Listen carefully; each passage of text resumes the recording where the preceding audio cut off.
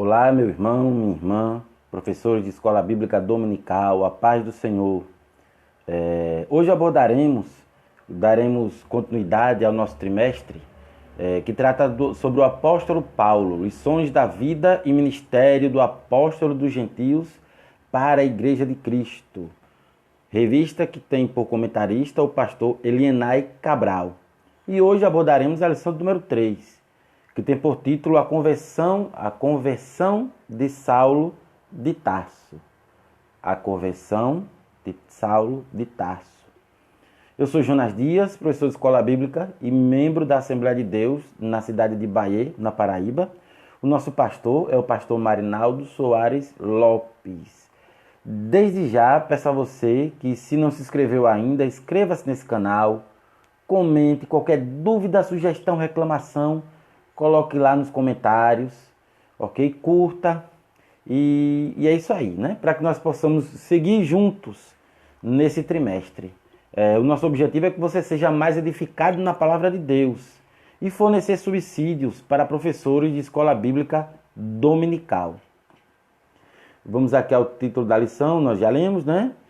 O texto áureo diz: E indo no caminho, aconteceu que, chegando perto de Damasco, subitamente o cercou um resplendor de luz do céu. E caindo em terra, ouviu uma voz que lhe dizia: Saulo, Saulo, por que me persegues? Atos capítulo 9, versículos 3 e 4. A verdade prática diz: a verdadeira conversão a Cristo leva em conta o arrependimento, a fé em Jesus e uma completa transformação no pensamento, vontade e ação do homem. Então essa lição ela vai focar na conversão do apóstolo Paulo e vai tratar sobre o processo de conversão, não somente na vida do apóstolo, como na vida de cada um de nós. A leitura bíblica em classe fica em Atos, capítulo 9, versículos 1 ao 9, e eu acho muito importante nós lermos, porque gira em torno dessa passagem. O versículo 1 diz: E Saulo, respirando ainda ameaças e mortes contra os discípulos do Senhor, dirigiu-se ao sumo sacerdote e pediu-lhe cartas para Damasco, para as sinagogas, a fim de que, se encontrasse alguns daquela seita, quer homens, quer mulheres, os conduzisse presos a Jerusalém. E indo no caminho, aconteceu que, chegando perto de Damasco, subitamente o cercou um resplendor de luz do céu. E caindo em terra, ouviu uma voz que lhe dizia: Saulo, Saulo, por que me persegues? E ele disse: Quem és, Senhor? E disse o Senhor: Eu sou Jesus, a quem tu persegues. Duro é para ti recalcitrar contra os aguilhões. E ele, tremendo e atônito, disse: Senhor, que queres que faça? E disse-lhe o Senhor: Levanta-te e entra na cidade, e lá te será dito o que convém fazer. E os varões que iam com ele pararam espantados, ouvindo a voz, mas não vendo ninguém. E Saulo levantou-se da terra e, abrindo os olhos, não via ninguém, e guiando-o pela mão, o conduziram a Damasco. E esteve 3 dias sem ver, e não comeu, nem bebeu.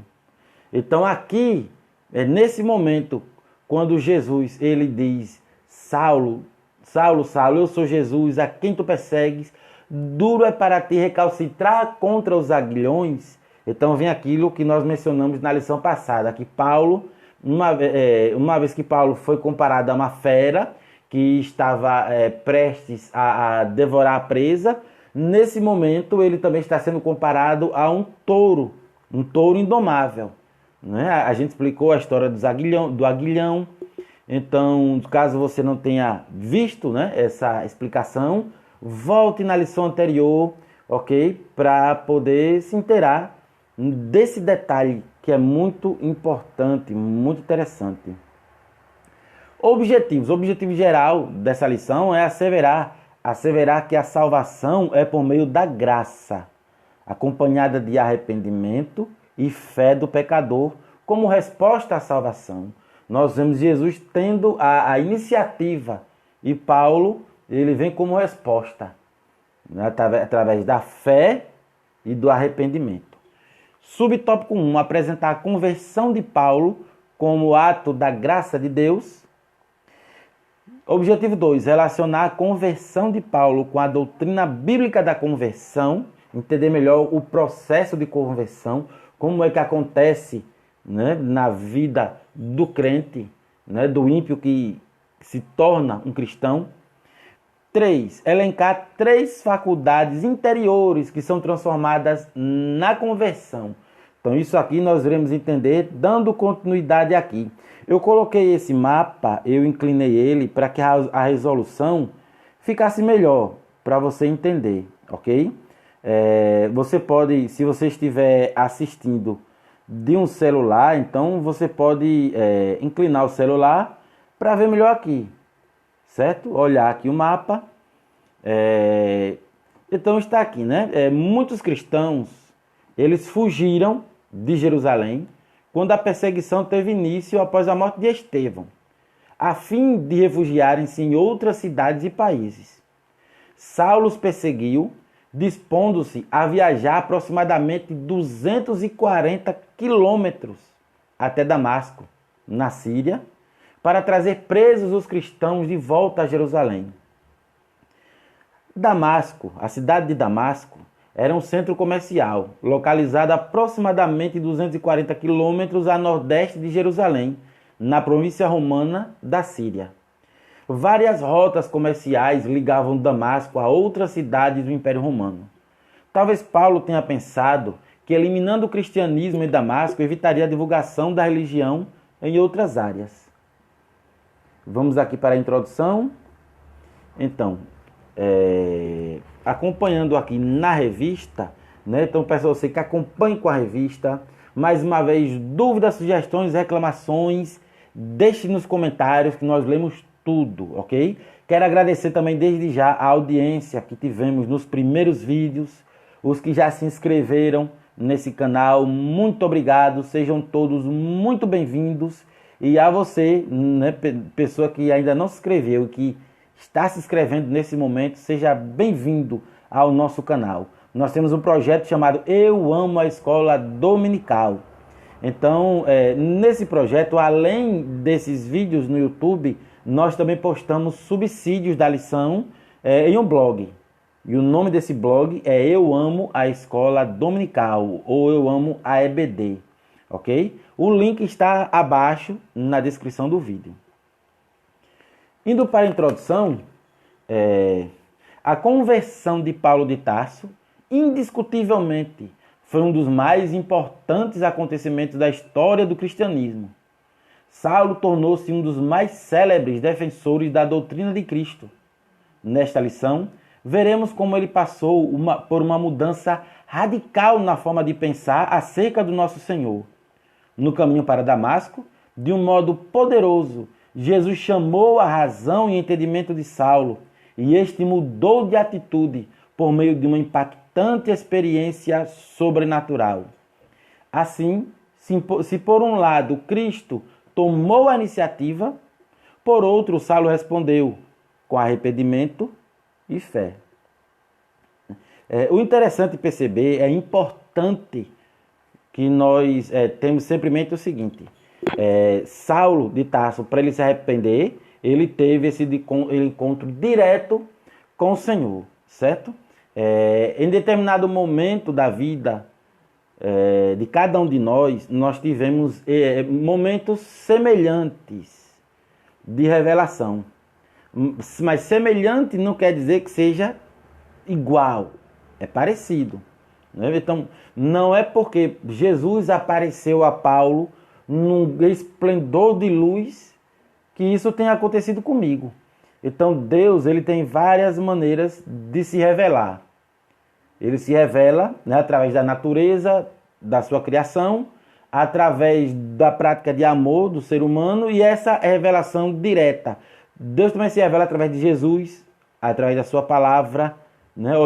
Se hoje eu quero olhar para Jesus, eu vou ler a palavra, porque Jesus está na Bíblia, né? E essa revelação direta, esse encontro direto, cada um de nós que já aceitamos a Cristo tivemos, mas cada um de uma maneira, né? Então, o meu encontro com Jesus, eu não vi nenhum esplendor de luz, eu não vi o próprio Jesus, mas eu escutei a palavra e ela agiu no meu coração. Olha aí, já entrando no assunto do processo de conversão. O Espírito Santo, através da palavra de Deus, me convenceu.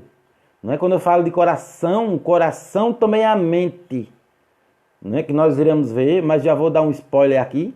A sede do meu pensamento, sentimento e vontade. Então o Espírito Santo trabalhou no meu pensamento, no meu sentimento, na minha vontade e me transformou em uma nova criatura. Às vezes até acontece, como aconteceu comigo. Depois disso, eu não aceitei logo. Aliás, eu aceitei, mas como é que eu posso dizer?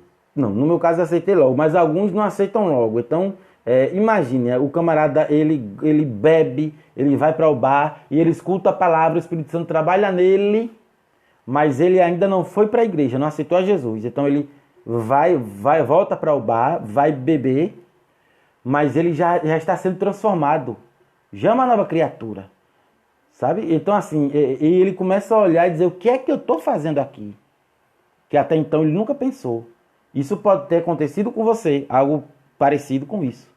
Ou exatamente isto. Né? De se sentir um peixe fora d'água. Já é o Espírito Santo trabalhando. Já é o processo de conversão. E o que precisa a partir desse momento é ir para um templo, levantar a mão e aceitar Cristo como seu Salvador. Né? Fazer uma oração de confissão.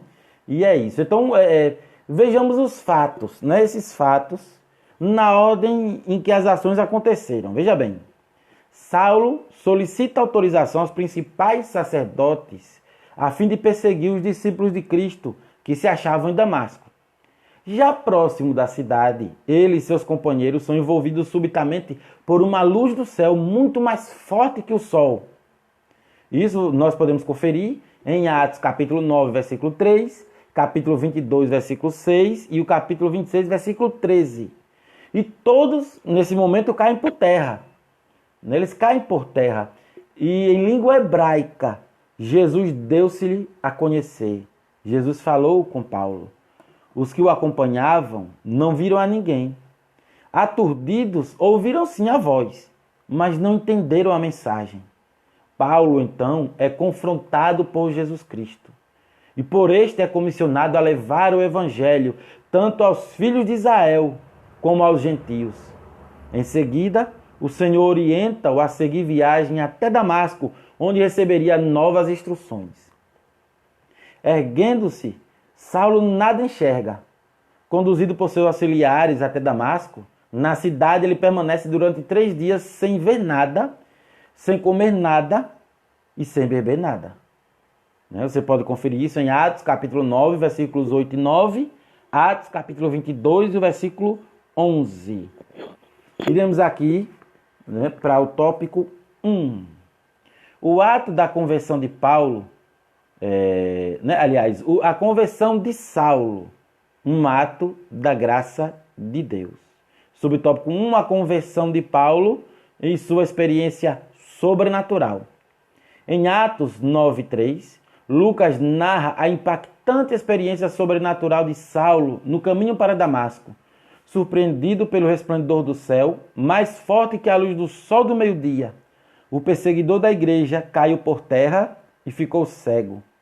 Se pelos argumentos racionais Saulo não ouvia sobre Jesus o crucificado, a luz que ofuscou seus olhos trouxe a voz do próprio Senhor, que o confrontou de forma impactante. Saulo, Saulo, por que me persegues? Com sua ida para Damasco, o perseguidor tinha a intenção de acabar de vez com os seguidores de Jesus, mas foi surpreendido por uma experiência sobrenatural pela qual nunca havia passado. Segundo seu próprio testemunho, o perseguidor viu literalmente a pessoa de Jesus, o ressurreto, que o despojou de seu ego arrogante. Nessa visão, Saulo pôde compreender quem era Jesus e sua obra redentora no Calvário. Então, nós aprendemos na lição anterior que a evangelização de Saulo começou ali na morte de Estevão. Então Deus foi falando ao coração de Saulo Mas Saulo, como um bom fariseu, foi relutando, até chegar a esse momento de encontro pessoal com Jesus. Duro é para ti, Saulo, recalcitrar contra os aguilhões. Duro é para este touro indomável ficar ainda se debatendo contra essa ponta afiada do aguilhão. As autoridades religiosas de Jerusalém outorgaram justamente a Saulo cartas que lhe garantiam o direito de prender os cristãos. Todavia, no caminho de Damasco, Paulo teve um encontro memorável com Jesus. Este encontro mudou radicalmente sua vida. Diante do Rei dos Reis, Saulo, o perseguidor de cristãos, se prostra. Um dia, todos terão de se curvar diante de Jesus. As convicções religiosas de Paulo também são lançadas ao chão naquele momento. Embora cego, Saulo ele sai daquele encontro transformado e enxergando a realidade. Apesar de cego, ele sai dali enxergando a realidade. Esse novo homem ficou 3 dias sem comer ou beber nada, certamente pensando em tudo o que lhe aconteceu. Mais tarde, Paulo aprendeu o que é padecer pelo Senhor. Por intermédio desse vaso escolhido, a igreja tornou-se basicamente gentia. Temos aqui o subtópico 2, a iniciativa de Jesus para transformar a mente de Paulo. O impacto da visão resplandecente no caminho para Damasco tomou Saulo de surpresa. Sob o efeito do sucesso em Jerusalém contra os seguidores de Jesus, imbuído de uma coragem irracional e bem relacionado com a casta sacerdotal, Saulo havia pedido carta branca das autoridades religiosas de Jerusalém para para perseguir os seguidores de Jesus. Com o mesmo rigor em Damasco, continuar perseguindo com o mesmo rigor em Damasco. Entretanto, dada a dureza do coração de Saulo, o Senhor tomou a iniciativa de sacudir a sua estrutura física, psicológica e espiritual, agindo pessoalmente na sua direção. Temos aqui o subtópico 3, a graça salvadora se manifestou a Saulo. Eu vou ler 2 trechos. Logo, ponto de partida da experiência de salvação de todos os homens é a graça de Deus. Essa graça é o favor imerecido de Deus, em que sua justiça é satisfeita na morte expiatória de Jesus. Aqui o mérito todo é de Cristo. Evidentemente, a conversão de Paulo foi mais do que um convencimento intelectual sobre Jesus. Ela foi fruto da obra regeneradora do Espírito Santo em sua vida, levando-o a confessar que Jesus era o Senhor e Salvador de sua vida. Então, a graça de Deus é a ação de Deus. Então, quando diz que Saulo, para ele se converter, houve a iniciativa de Jesus, o mesmo acontece comigo, o mesmo aconteceu comigo, aconteceu com você. Porque o ser humano ele não tem condições, pela sua própria natureza, de aceitar a Cristo como Salvador. Como a Bíblia diz, é o Espírito Santo que nos convence do pecado, da justiça e do juízo. Então, é obra da graça de Deus, o favor imerecido de Deus. O processo de justificação. E o que é ser justo? Nós somos justos, mas não por nossos próprios méritos. Nós somos justos porque fomos justificados pela morte de Jesus. Houve um escritor cristão chamado C.S. Lewis, e ele foi professor de literatura, ele foi professor de mitologia grega. Mitologia grega, ou literatura grega, algo do tipo, me escapa a memória exatamente. Mas por ele ser professor nessa área de mitologia grega, nessa área de literatura e mitologia grega, então ele compôs uma série de livros chamados As Crônicas de Nárnia, onde ele mistura elementos da mitologia grega com o enredo da Bíblia. Então, desse livro fizeram alguns filmes, e logo no primeiro filme, As Crônicas de Nárnia, O Leão, a Feiticeira e o Guarda-Roupa, nós vemos a imagem de Aslan, né?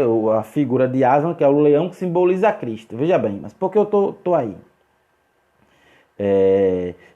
Três meninos, três irmãos. Um dos três irmãos é o menino que ele entrega aos irmãos dele a bruxa que apresenta Satanás. Veja bem, o leão é sacrificado no lugar do menino. O sacrifício tira a culpa do menino. E no final dessa história, o menino é coroado como justo. Se eu não me engano, até o nome desse personagem ele é Pedro. Então, Pedro tendo por título justo. Mas como justo? Se dos irmãos ele era o pior. Ele foi o Judas dos irmãos. Ele entregou os irmãos. Nós entendemos na história que o justo, por causa do sacrifício do leão em lugar dele. Então, essa dinâmica que C.S. Lewis colocou foi justamente tirando da Bíblia, tirando desse processo que acontece conosco. A Bíblia diz que todos pecaram, destituídos estão da glória de Deus. Então não há um justo, nem um sequer. Nós merecíamos a morte, nós merecíamos o inferno. Mas Jesus veio, morreu em nosso lugar, tomou sobre si os nossos pecados na cruz do madeiro, se colocando, né, se tornando maldito em nosso lugar, para através desse sacrifício hoje nós sejamos justificados. Nós somos justos, mas não por nossos próprios méritos, mas pelos próprios méritos, né, pelos méritos de Jesus. Toda a honra, toda a glória a Jesus.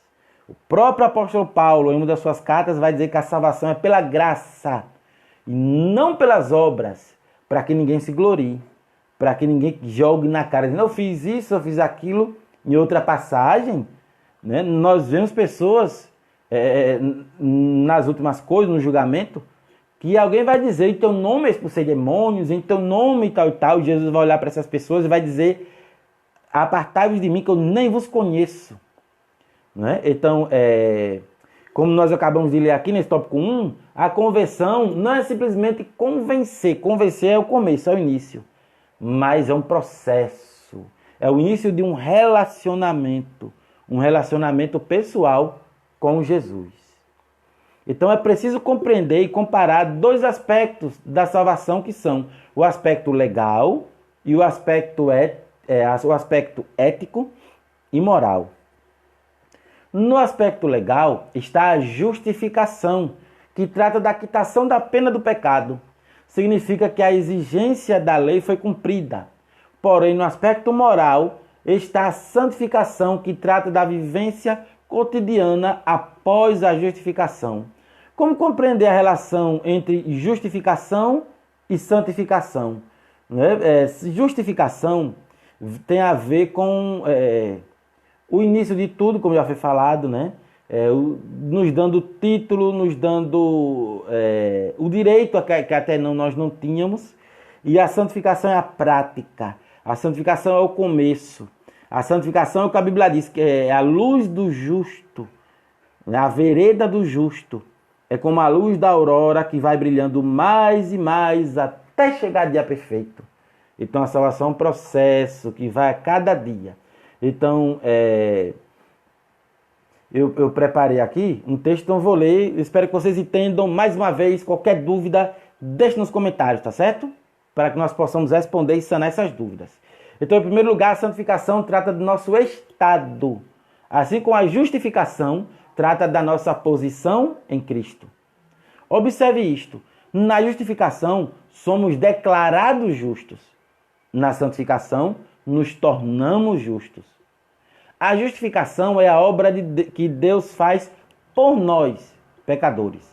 A santificação diz respeito ao que Deus faz em nós. Pela justificação, somos colocados numa correta e legal relação com Deus. Na santificação, aparecem os frutos dessa relação com Deus. Pela justificação, nos é outorgada a segurança. Pela santificação, nos é outorgada a confiança na segurança. Em segundo lugar, a santificação envolve também um aspecto posicional. Na justificação, o crente é visto em posição legal por causa do cumprimento da lei. Na santificação, o crente é visto em posição moral e espiritual. posicionalmente, o crente é visto nesses dois aspectos abordados, que são o legal e o moral. Aspecto legal e aspecto moral. Legalmente, ele se torna justo pela obra justificadora de Jesus Cristo. Moralmente, ele se torna santo por obra do Espírito Santo. Certo? Então esse trecho aqui eu tirei do próprio comentário do próprio comentarista Helena Cabral. Se caso você não tenha entendido alguma coisa, deixe no comentário, porque o principal objetivo, né, daqui, mais uma vez, contribuir para a sua edificação, oferecer subsídios para professores e que você entenda, compreender, certo? Vamos aqui para o tópico 2. Então, Saulo e a doutrina bíblica da conversão.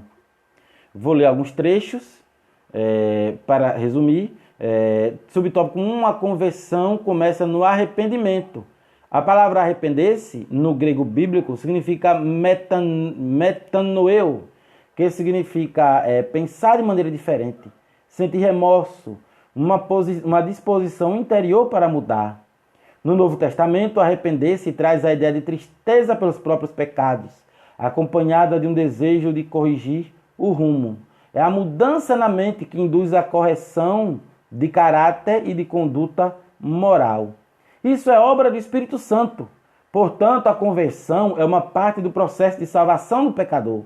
Ela assinala o início do despojamento do velho homem e aponta para o revestimento do novo homem.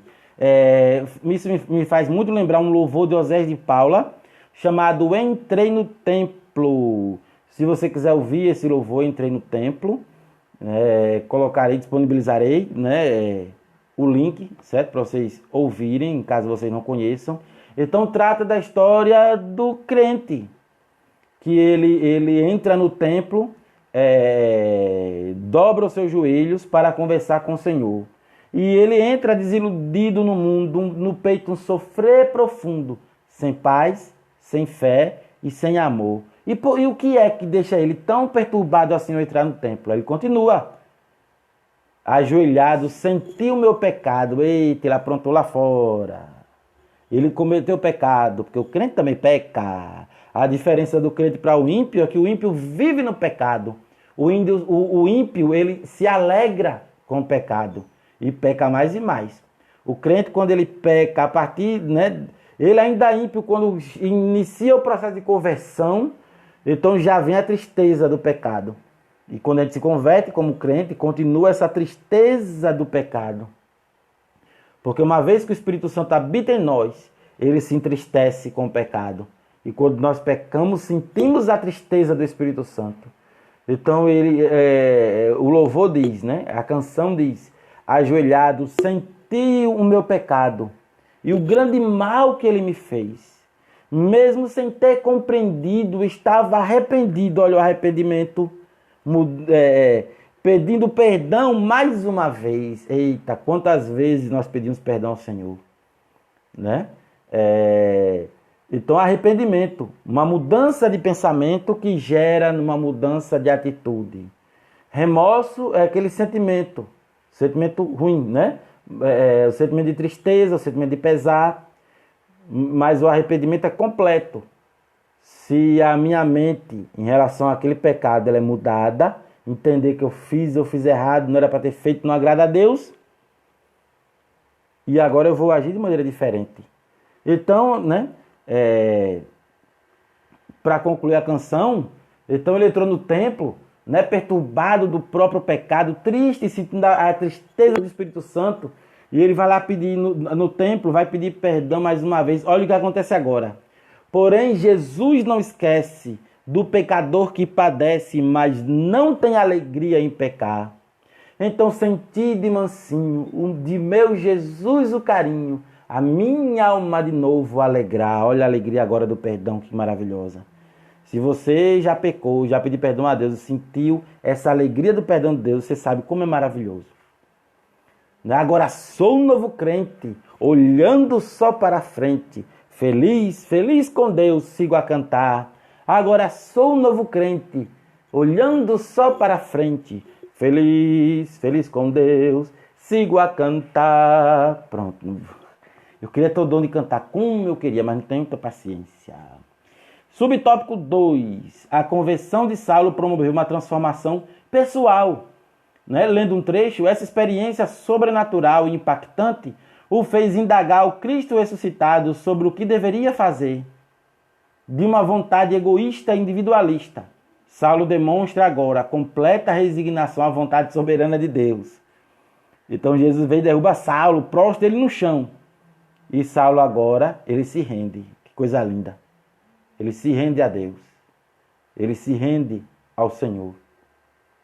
Subtópico 3, a conversão faz parte da doutrina bíblica da salvação. Lendo também um trecho, como vimos, a verdadeira conversão é a que nasce da tristeza para com o pecado e o reconhecimento de que o homem precisa dar meia volta para Deus. É uma mudança que tem raízes na obra regeneradora do Espírito Santo, efetuada na vida do pecador, como obra de Deus. A conversão é uma manifestação externa da regeneração operada pelo Espírito no interior do homem, que implica a mudança de pensamento, vontade e ação. Uma mudança que altera todo o curso da vida do pecador. É o ato divino pelo qual Deus faz com que o pecador volte para Ele em arrependimento e fé. Portanto, uma verdadeira conversão revela uma poderosa transformação na vida do convertido. Então, como já vimos, conversão é a mudança que Deus opera na vida do que aceita Cristo como seu Salvador pessoal, modificando-lhe radicalmente a maneira de ser, pensar e agir. Quando Saulo viajou a Damasco, perseguindo os cristãos, foi confrontado pelo Cristo ressurreto e colocado frente a frente com a verdade das boas novas. Algumas vezes, Deus entra na vida de uma pessoa de maneira espetacular. Em outras, a conversão é uma experiência silenciosa, como nós comentamos lá no começo. Previna-se contra pessoas que insistem em um tipo particular de experiência de conversão. O modo correto de vir a crer em Jesus Cristo é aquele que Deus determinar para você. Então, o processo de encontro com Deus, ele é particular. Há pessoas que costumam pregar que o encontro com Deus foi aquela coisa semelhante a Paulo, ou até maior, de ver o próprio Jesus, tal e tal. Então, assim, algumas pessoas, na verdade, vendem histórias mirabolantes para poder apresentar uma imagem de um super crente, como se ele fosse mais crente do que você, mais crente do que nós. Como se ele fosse um crente com poderes, como se ele tivesse uma comunhão a mais com Deus, uma proximidade como Moisés. Não. Quando Jesus morreu na cruz, o véu foi rasgado e cada um de nós podemos ter acesso a Deus. Da mesma forma, quanto mais você busca, mais intimidade com Deus. Ok? Vamos agora para o tópico 3. Tópico 3. As 3 faculdades interiores transformadas na conversão. As 3 que nós chamamos de coração, mas também é a própria mente. Mente e coração só muda a nomenclatura. Mas é a mesma coisa, porque é a sede dos pensamentos, sentimentos e vontades. O subtópico 1, faculdade intelectual. É o que muda, o que Deus transforma na conversão. Faculdade intelectual. Então, nesse campo da alma, o homem muda o seu modo de pensar e reconhece sua condição de pecador. Tudo começa no pensamento. Às vezes, quando alguém peca, alguém cai em pecado e diz assim, eita, foi tão de repente. Não foi de repente. Não foi. O pecado começa, um processo na mente. É bíblico isso. Quando depois cultivado, a pessoa, quando comete, ela consuma o pecado. 2, faculdade das emoções. Então, muda o pensamento, muda os sentimentos. Nesse campo da alma, o pecador experimenta uma mudança de sentimentos na vida interior, onde se manifesta a tristeza pelo pecado contra um Deus santo e justo. Então, veja bem, o crente ele é convencido do pecado, da justiça e do juízo no seu pensamento. Ele começa a sentir a tristeza pelo pecado, sentimento. E agora vem a faculdade da vontade, é o terceiro subtópico. Se o homem está convencido em seu intelecto e sentimento a respeito do seu pecado, resta-lhe agora exercer a sua vontade. Então, não quero mais essa vida mundana. Quero agora aceitar Jesus como meu Salvador, entregar minha vida, meu coração. Quero agora viver para Deus. Então, há uma teoria que afirma que o homem perdeu completamente o livre-arbítrio por ocasião do pecado. Refutamos essa ideia. Com o auxílio da graça divina e ajudado pelo Espírito Santo, o homem pode escolher sim, decidir e mudar de vida. Temos sempre o livre-arbítrio, não é? Então, definição de coração. A Bíblia de Estudo Pentecostal, ela traz essa definição que diz assim, eu vou ler para vocês. O povo da atualidade geralmente considera que o cérebro é o centro diretor da atividade humana. A Bíblia, no entanto, refere-se ao coração como esse centro, ao coração. Porque a Bíblia diz, né, que é do coração dele procedem as saídas da vida. Biblicamente, o coração pode ser considerado como algo que abarca a totalidade do nosso intelecto, emoção e vontade. Então, o coração ele é o centro do intelecto. As pessoas sabem as coisas em seus corações. Deuteronômio, capítulo 8, versículo 5. Oram com o coração, meditam no coração, escolhem a palavra de Deus no coração, maquinam males no coração, guardam as palavras da sabedoria no coração, pensam no coração, duvidam no coração, conferem as coisas no coração, creem no coração, cantam no coração. Ou seja, todas essas ações do coração são primordialmente fatos a envolver a mente. Está vendo coração e mente? Mesma coisa. Temos aqui as referências bíblicas que você pode acessar no nosso blog. Vocês podem ter acesso a essas referências bíblicas, a essa mesma explicação lá no nosso blog. O coração também é o centro das emoções. A Bíblia fala a respeito do coração alegre, do coração amoroso, do coração medroso, do coração corajoso, do coração arrependido, do coração ansioso, do coração irado, do coração avivado, do coração angustiado, do coração gozoso, do coração pesaroso, do coração humilde, do coração ardente pela palavra do Senhor e do coração perturbado. Todas essas atitudes do coração são, antes de tudo, de natureza emocional. E, por fim, o coração ele é o centro da vontade humana. Lemos nas Escrituras a respeito do coração endurecido, que se recusa a fazer o que Deus ordena. Do coração submisso a Deus, do coração que decide fazer algo para Deus, do coração que se dedica a buscar o Senhor, do coração que deseja receber as bênçãos do Senhor, do coração inclinado aos estatutos de Deus e do coração que deseja fazer algo pelos outros. Todas essas atividades ocorrem da vontade humana. Ok? Vemos aqui, né, o tópico 1, a conversão de Saulo. Eu me empolguei tanto que eu esqueci de passar aqui. Tópico 2, Saulo e a doutrina bíblica da conversão. Tópico 3, as 3 faculdades interiores. Vejam bem, meus irmãos. Eu quero trazer uma meditação para vocês no Salmo de número 1. Salmo 1. Ok? Então, Salmo de número 1. Quando diz assim. Salmo 1. Bem-aventurado o homem que não anda segundo o conselho dos ímpios, nem se detém no caminho dos pecadores, nem se assenta na roda dos escarnecedores. Antes tem o seu prazer na lei do Senhor, e na sua lei medita de dia e de noite. pois será como a árvore plantada junto a ribeiros de águas, a qual dá o seu fruto no seu tempo. As suas folhas não cairão, e tudo quanto fizer prosperará. Versículos 1, 2 e 3. Aqui está quem congrega geralmente nas Assembleias de Deus, né? Temos essa imagem, essa paisagem por trás do púlpito. Quando eu costumo observar assim, essa paisagem, eu me lembro muito do Salmo 1, porque ela trata do coração.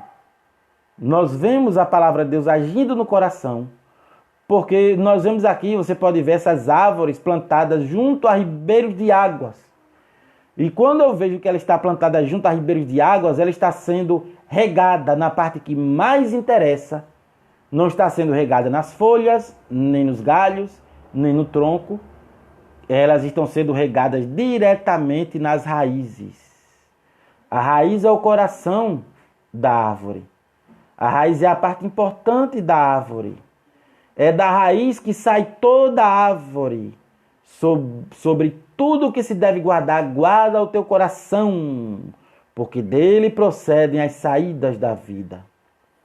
Você pode tirar todas as folhas da árvore, ela continua viva. Você pode tirar todos os galhos da árvore, ela continua viva. Você pode até cortar o tronco pelo meio. Algumas árvores ainda vai manifestar sinais de vida, ainda vão aparecer folhas. Mas se você mexer na raiz da árvore, aí você mata a árvore. Então a raiz é o coração da árvore. A árvore que está no leito do rio, ela está sendo regada diretamente no seu coração. O mesmo que se dá com a palavra de Deus. Quando nós temos contato com a palavra de Deus, com o Evangelho, com a palavra do Senhor, ela rega diretamente o nosso coração. A sede dos nossos pensamentos, dos nossos sentimentos, das nossas vontades. O lugar de onde saem todas as saídas das nossas vidas. Então a palavra de Deus é a água que nos alimenta diretamente na raiz. E o que acontece quando isso acontece? Olha que coisa linda. Dá o seu fruto no seu tempo, dá fruto no seu tempo. Pode ver que as árvores estão bonitas, né? Então suas folhas não cairão, estão bonitas. E tudo quanto fizer prosperará. O mesmo acontece conosco. Nossa aparência espiritual melhora, nossa aparência física sim melhora.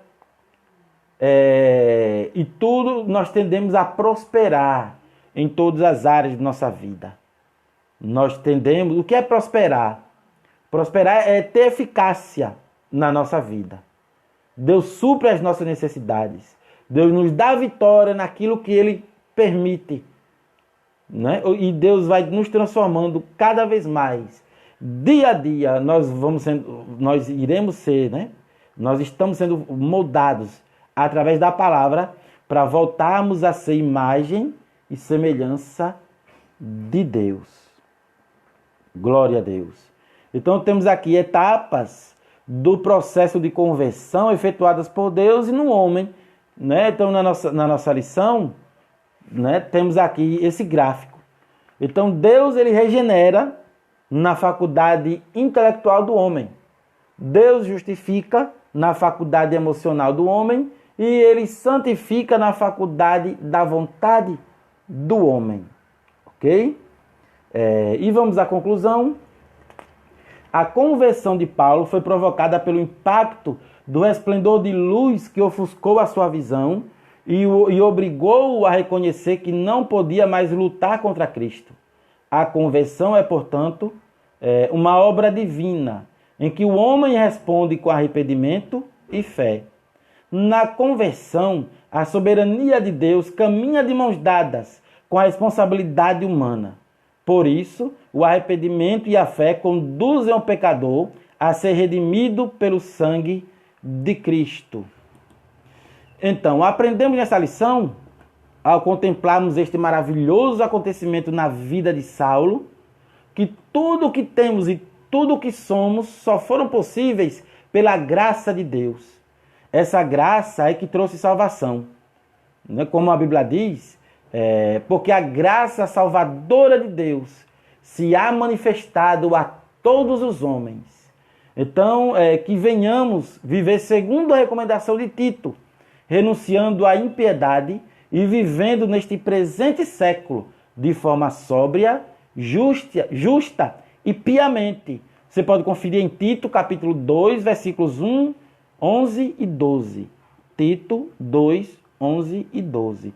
A conversão e vocação de Paulo também nos ensinam que Deus chama e capacita a quem Ele quer para ministérios específicos.